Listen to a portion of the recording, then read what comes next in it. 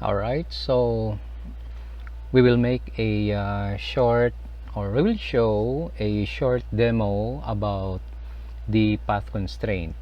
So in path constraint, ang kailangan natin ay path at asset, no, na patatakbuhin natin on the path. So let's use this perspective view. Okay, so let's create a very simple path. So ang path ay pwedeng straight line, curved line, pwede rin namang arc, pwedeng circle, no? So let's try to have this polyline and then smooth. Okay, smooth ang kanyang initial, smooth din ang kanyang drag. So let's create a very simple path like this. So let's close it like so.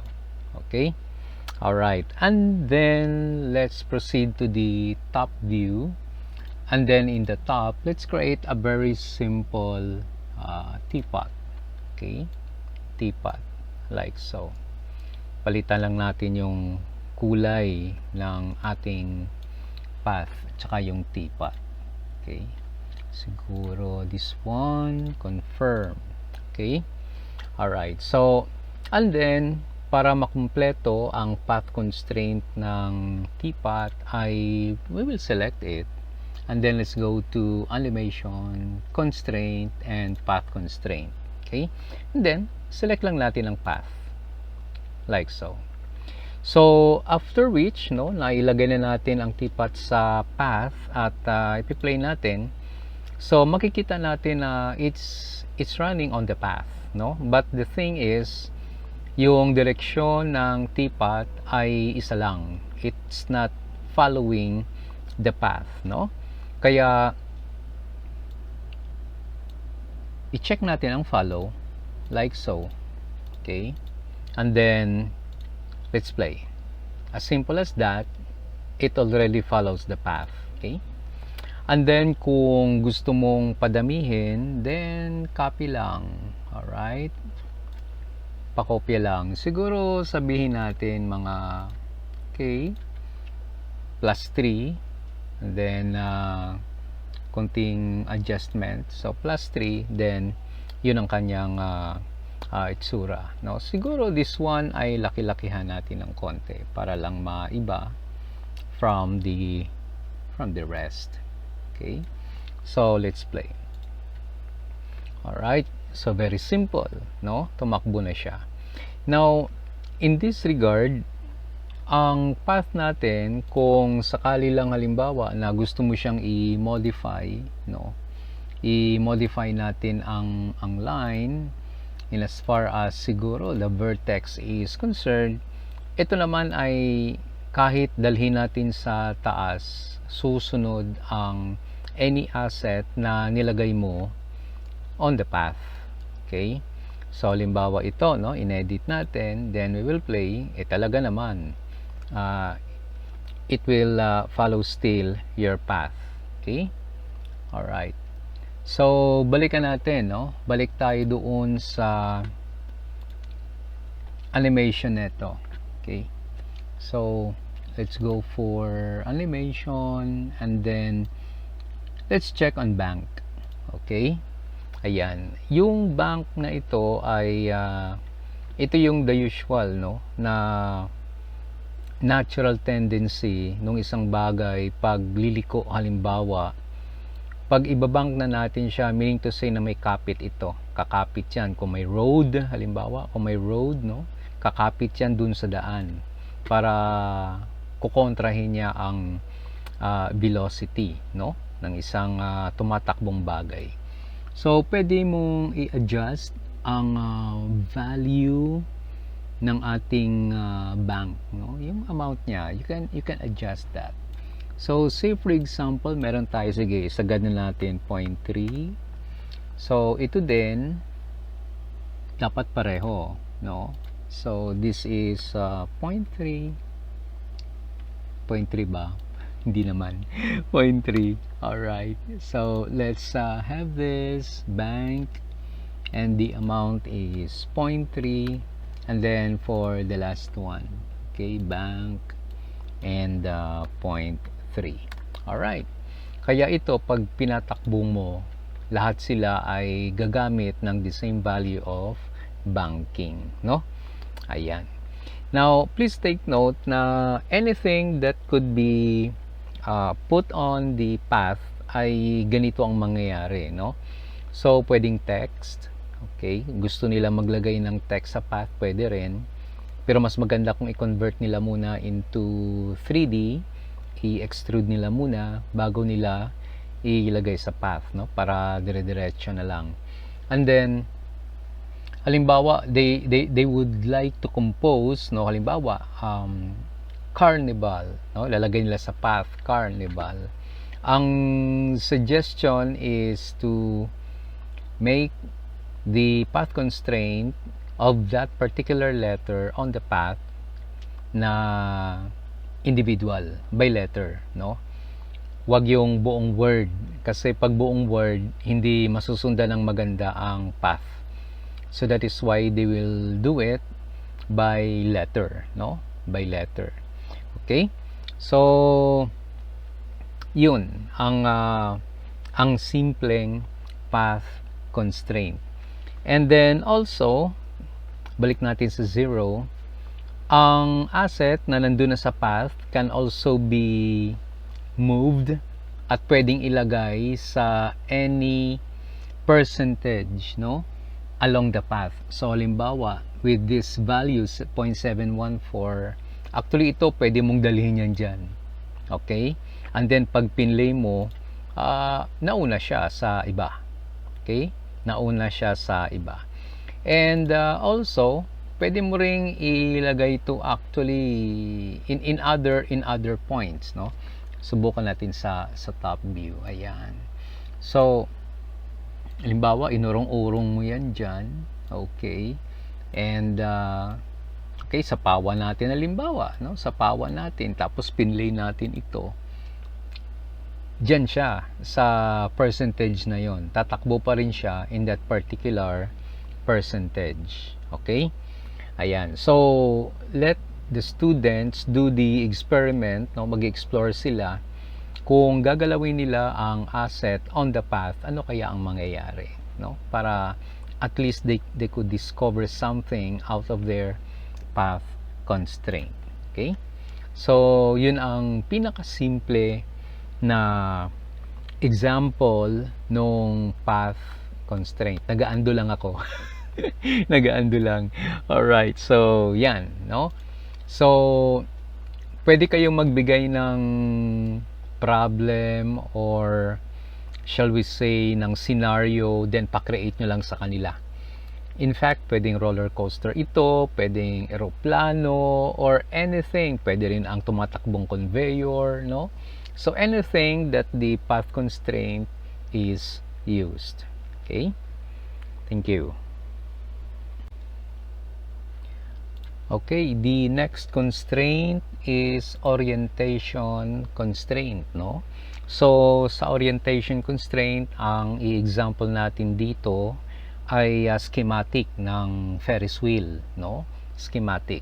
So, tatlo ang major components, isang upuan, no? Yung teapot gagamitin natin ulit, tapos horizontal bar na kung saan doon maglalambitin ang upuan at isang vertical bar na kung saan doon nakakabit ang horizontal at saka yung ating upuan. Okay? So, let's start. Dito ako magsisimula sa top view, no? So, sa top view ay magki-create tayo ng isang cylinder. Schematic ito ha, schematic. Siguro ganyan kahaba. Okay? So, let's check sa front view. A bit of modification. Siguro ang radius liitan natin. Ayan. Okay? Tapos, zooming it in. Let's create another cylinder. Okay? Simple lang. Maybe like so. Tapos siguro ganito lang kahaba. Okay? Ayan. And then sa top view ay create tayo ng habaan natin to konti. So modify this cylinder and then habaan natin ng konti like so. And then let's create a teapot once again. Alright, so the teapot, no? Siguro ang teapot na ito, tanggalan natin ng lid, no? Yung cover sa ibabaw. Okay? So let's select them all and palitan ulit natin ng maliwanag, no? Bright color for the purpose of this demonstration. Okay. So in the perspective view, ito muna ang makikita natin, no? So what we are going to do, sobrang haba. Litan ko lang for the purpose of this demonstration lang naman. Okay. Alright. So baba lang natin ng konti. Like so. Okay. So the first thing ay i-align natin muna ang mga bagay na ito, no? So itong horizontal bar ay i-align natin dito, no? Lagay natin diyan sa pinaka top portion. So let's align it. And sige, XYZ na. Sige na, apply, confirm. And let's bring this up like so. Let's check sa front view. Okay. Alright. Then siguro banda dito. Ayan. Schematic lang to. Schematic. And then let's check on the left side view. Okay. And ito ay ilalagay natin somewhere here. Okay. Now, babaguhin natin ang pivot point kasi the pivot point will play a significant role sa exercise na ito. So in the horizontal bar, baguhin natin ang pivot point and then let's place it at the center, no? Center of this horizontal bar and deactivate. Ngayon, ito naman ang teapot. Ang teapot ay nasa bottom part naman ang kanyang pivot point. Ilalagay natin yan dito somewhere here to simulate na nakalambitin. So affect pivot and let's bring this up like so. Okay, deactivate, and then let's align the teapot to this horizontal bar using center to center o kaya naman pivot to pivot, then apply and confirm. Okay, so ito yung pivot point, ito yung teapot natin, no? Kung mapansin natin ay hindi sila nag-align, no? So let's do it again.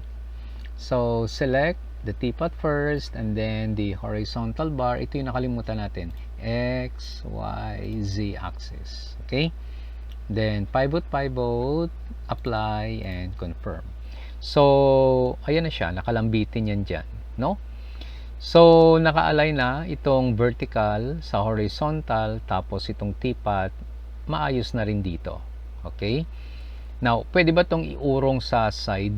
Pwede rin naman kung gusto mo, no? Kung ang student gusto niya na somewhere here, pwede na. No problem with that. Okay?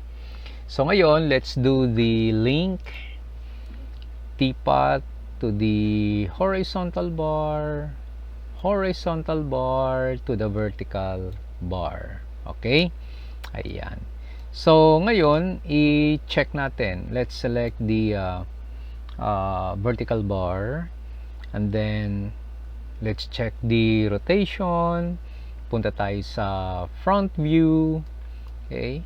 So in this, i-check lang, no? So nakakabit. Okay? Nakakabit. So there's no problem with that already. So ayan na siya, no? We have a one schematic set of this Ferris wheel. Ngayon, para ma-comply ang orientation constraint, gagawa tayo ng object na kung saan ang teapot ay naka-ayon sa orientation ng any object na gagawin natin, no? So let's create, say, a box. Now let me try the box, no? Gawa tayo sa top view. Okay, and that's it. Alright, so anywhere naman yung box, anywhere yon. And then let's proceed to the perspective view, no? So let's select the teapot. Okay, the teapot, and then go to animation, constraint, and then orientation constraint, and then select the box.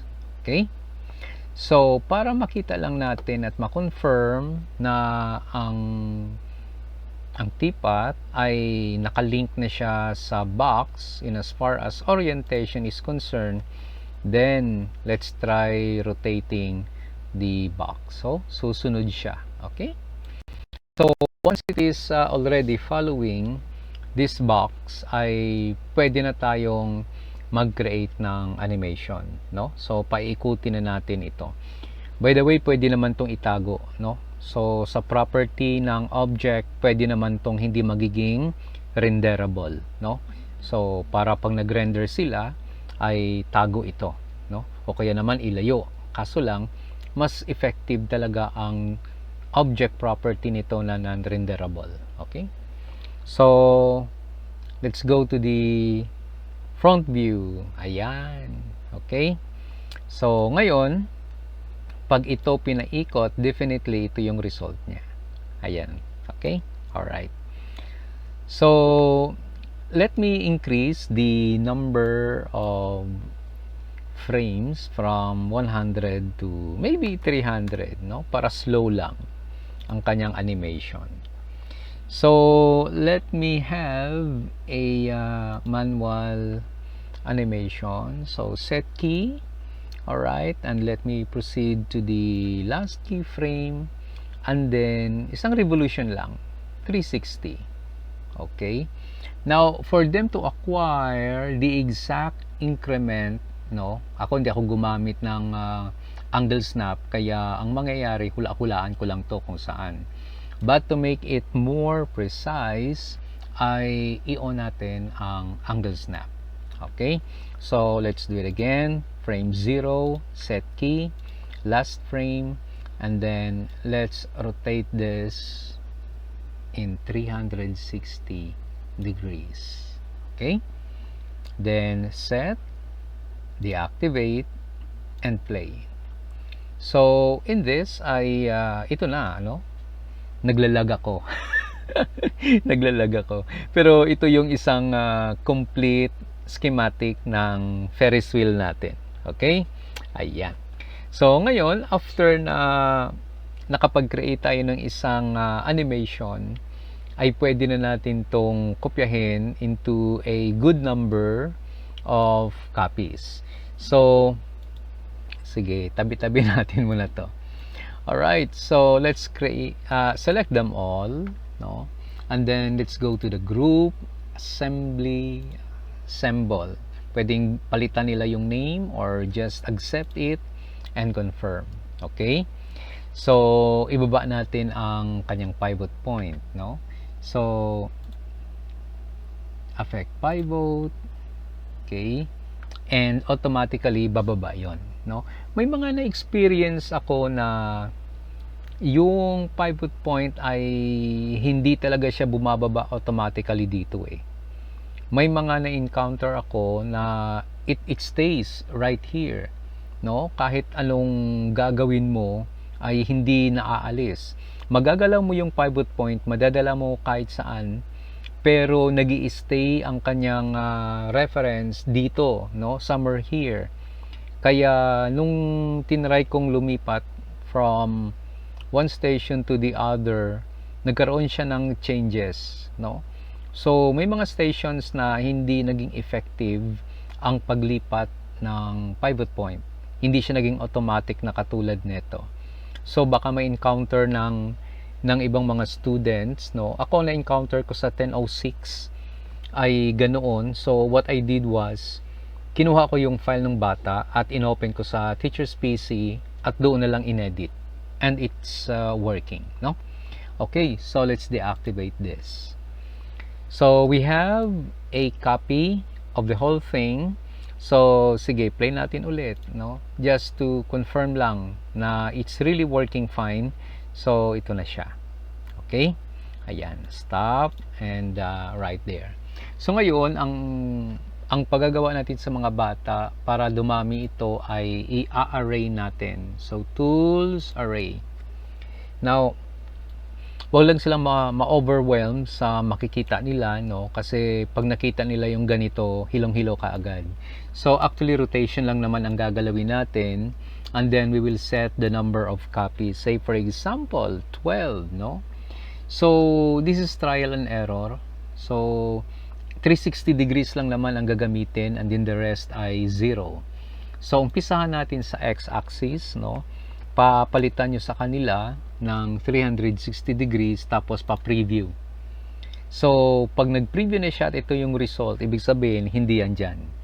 So palit, bring it back to 0, tapos check natin ang y-axis, gawin nating 360 degrees, no? So ito yung result ng 360 degrees. Hindi rin yan. Hindi rin yan. So let's bring this back to 0 at ito lang ang natitira, no? 360 degrees and there it is. Okay? Ayan. So kung lumabas na yung ganito, then confirm lang. Kasi ito na yung multiplied number of copies ng ating schematic ng ating Ferris wheel. Alright?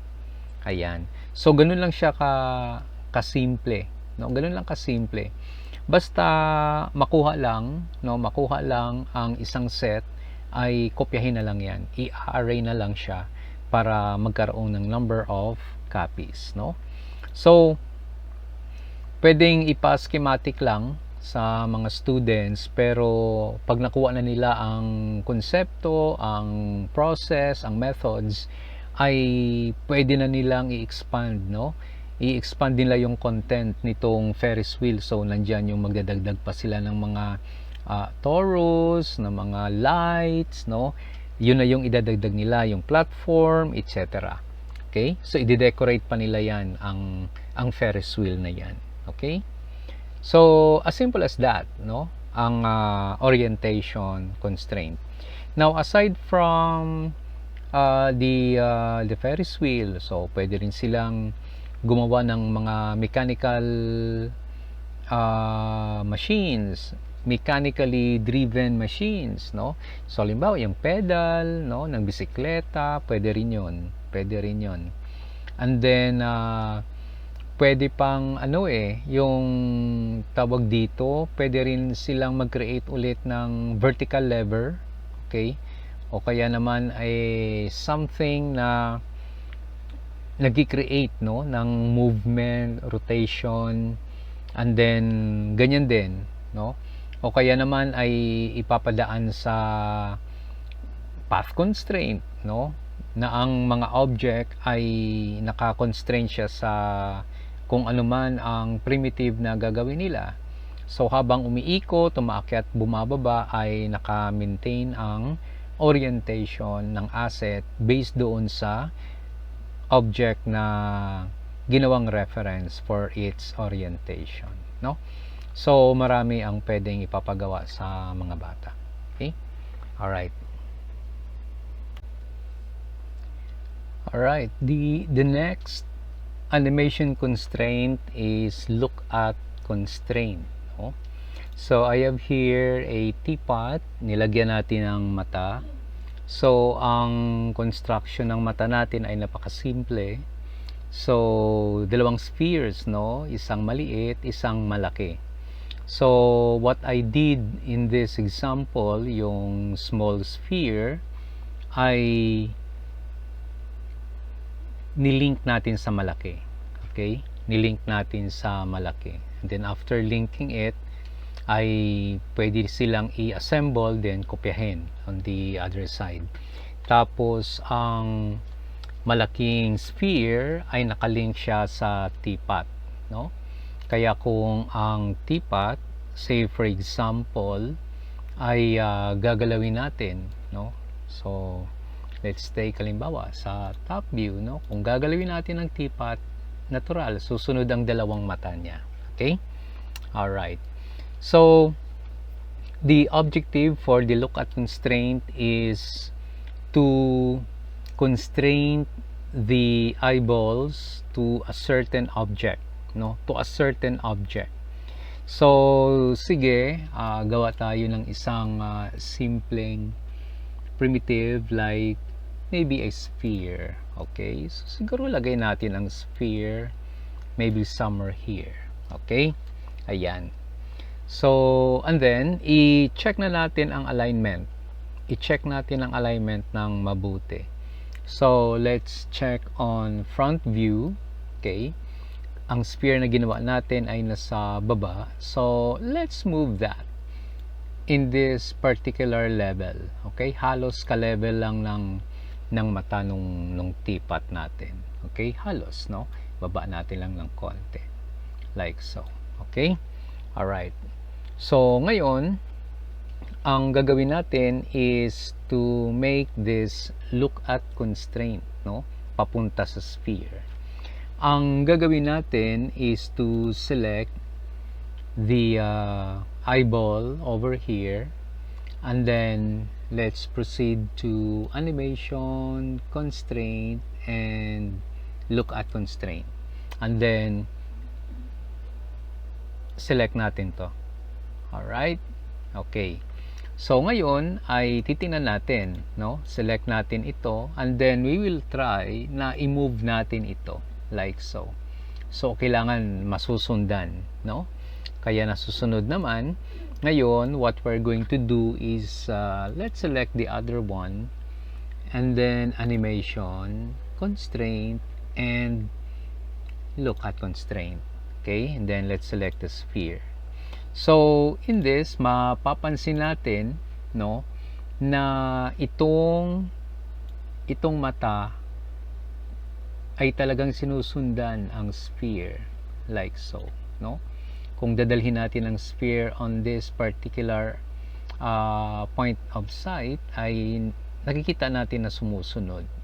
So, in this regard ay pwedeng i-animate, no? Halimbawa, kung ipapa-animate ninyo sa mga students, no, yung teapot, pwede rin. Pero kung mapapansin ninyo, ay kahit anong galaw ang gagawin mo sa teapot, still ang eyeballs or ang eyes ay naka-stick na siya sa sphere. Okay? So, yun. And then also, maybe, okay, let's check sa left side view. Okay? So, gagawa tayo kunyari ng simpleng path lang, smooth and smooth. Tapos, kunyari itong path na ito ay pasusundan natin, no? Ang sphere, ipapalagay natin yan dyan. So, let's move the path, maybe over here, select, animation, constraint, and path constraint. So, lagay natin dito. Okay? Ayan. So, automatically nasusundan. That's why when you play this, ay mapapansin natin na yan ang magiging result ng look at constraint. Okay? So, challenge the students, no? I-challenge natin sila na ilabas ang pagiging creative. So, ito ay napakasimpleng halimbawa lamang ng look at constraint, no? So, they could create their own character, no? Cartoon character lang. Tapos, they will compose it, nakatayo lang. Tapos, pupwede na ang gumagalaw ay ang ulo, no? And then, ang dalawang mata ay naka-link sa ulo.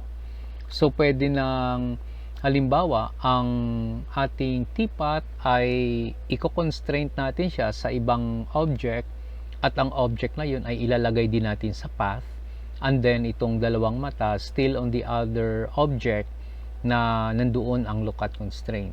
So, meaning to say ay pwede nilang pagalawin ang ulo, tapos ang mata naman is sticking dito sa object na kung saan naka-assign ang lookat constraint. Okay? So, yan lang. Very, very basic, no? Very basic. Ang papagawa lang natin sa mga bata, no, i-challenge natin sila na kailangan magiging creative, no? Labas sila sa kanilang mga boxes, try to create something na magamit nila ang lookat constraint. Okay? Ayan.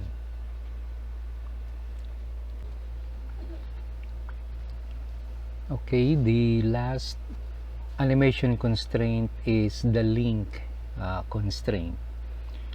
Now, here we have a very simple robot arm. So we have the base, and then we have here the vertical cylinder, and another chamfer cylinder over here, the box, etc., etc. So these are the simple components of the robot arm, and then we're going to apply the link constraint, no? So link constraint, ibig sabihin ay nakakabit ang child sa parent at sumusunod dapat siya sa hierarchy, no? So also the pivot point plays a significant role once again in this kind of animation. So limbawa, itong kamay, ang pivot point niya ay nandirito.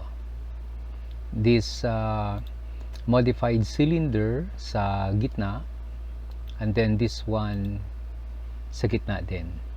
Pero itong box na ito ay nandito sa dulo ang kanyang pivot point. This one at the center, this one sa dulo ulit, and then this cylinder sa center, and then this one ay nasa bottom part. Ito kahit saan naman ilalagay yan, no problem, pwede mong ilagay yan dito sa taas, kasi ang trabaho nito mamaya, itong cylinder na ito is rotation around the z-axis. So ito ang simple components, no? Ito yung simple components. So to attach and link this particular components, ay magsisimula tayo dito sa dulo papunta doon sa base. So let's get the hand, no? The hand of the robot arm, then animation, constraint, and link. Ililink natin ito dito. Okay? Ayan. So the same is true dito sa isa. Ito. Ililink din natin dito, no? So simple lang siya, ganun lang siya talaga. Ililink natin siya in a hierarchy, no? Pabalik hanggang sa lahat ay mapunta dito, no? So itong example na to ay nakalink na siya. Kaya kung halimbawa with this one, no, punta tayo sa left side view. Ngayon, pag ito ay i-rotate natin, susunod ito lahat. Okay? So kailangan maintindihan ng mga students na pag ito ang ginalaw mo, the rest of its components ay dapat susunod, no? Susunod siya dapat. Okay. So since na nakalink na ang mga ito, ay pwedeng ipa-animate na natin sa kanila. So may freedom sila. Ano ang motion ang gusto nila, basta magamit ang tinatawag nating link constraint, no? So say for example, kunin natin to. Okay, so palitan natin from a certain 100, increase natin sa 300 and confirm, no? So set key, then set key ulit dito sa frame 0. Okay, so from there, halimbawa hindi ko na binibilang ang frames, no? So ilalagay ko na lang siya, iset ko na lang siya.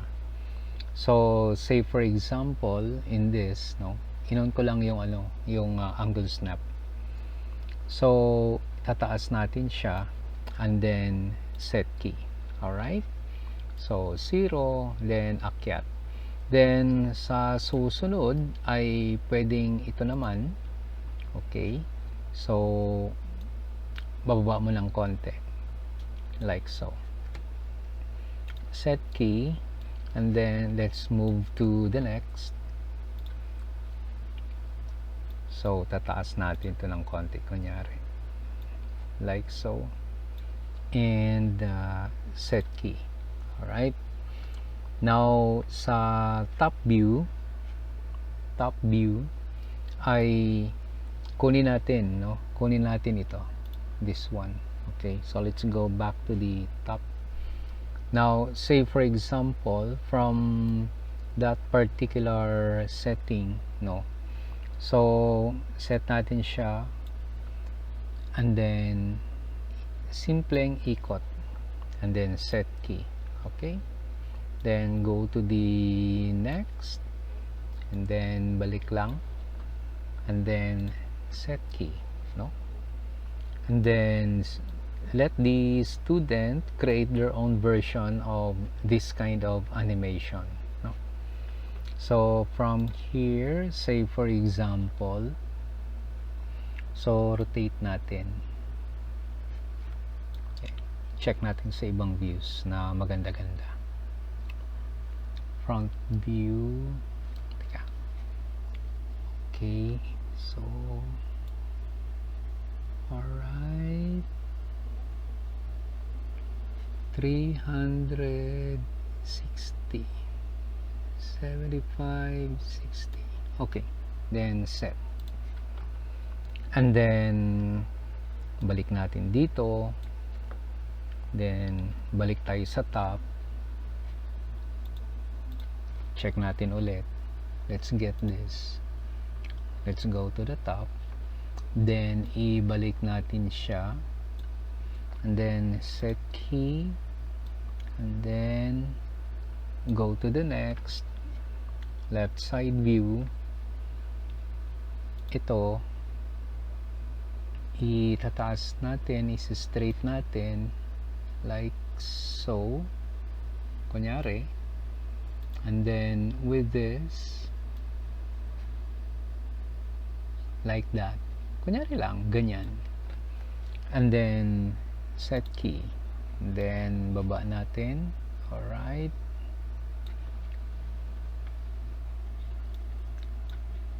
okay, like so, no? Alright, so and then let them do their own alignments. Okay, so bahala na sila dyan kung anong gusto nila. So balik lang natin sa dati like so. Alright, like so, then set key once again. Alright, so let's turn this off, let's play. Okay,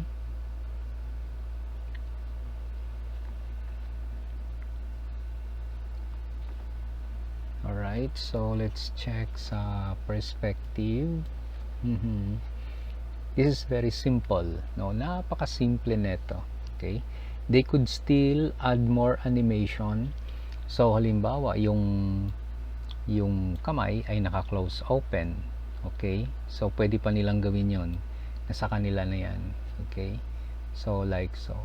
Alright, okay, so yun lang ang simpleng link constraint. Kailangan kabit-kabit lang, kailangan ma-identify na saan ang child, na saan ang parent, and then once again try to encourage them, challenge them to create their own animation, no?